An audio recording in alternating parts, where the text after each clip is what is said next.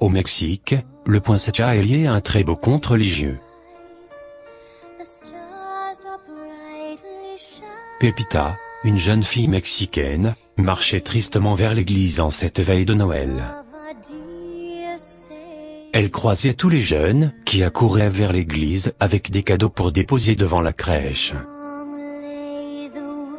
Pepita ressentait cruellement sa pauvreté et se sentait incapable de pénétrer dans la sainte demeure sans honorer la naissance du Christ avec son propre cadeau. Son ange gardien apparut et tenta de la consoler en lui disant: Jésus sait que tu l'aimes, Pepita, il voit tout ce que tu fais pour les autres. Offre-lui seulement ces plantes et herbes qui poussent sur le bord de la route. Mais ce sont des mauvaises herbes, s'écria Pepita.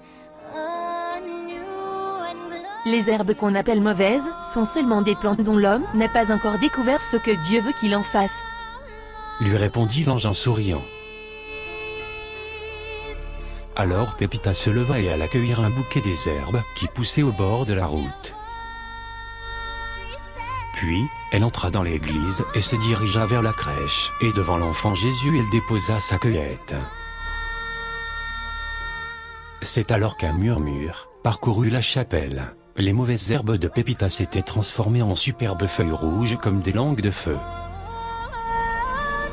C'est depuis ce jour que ces bractées s'appellent au Mexique Flores de la Noche Buena, en français, fleurs de la Sainte Nuit. En 1825, Joel Roberts Poinsett, botaniste et premier ambassadeur américain au Mexique, rapporta des boutures de cette plante et la fit connaître aux États-Unis et au Canada. On l'offre en cadeau à Noël.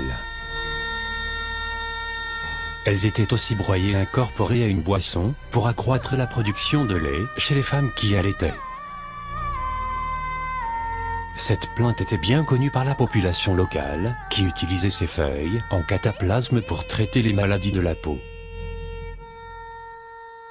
L'écorce et les bractées rouges étaient utilisées pour la fabrication d'une teinture cramoisie.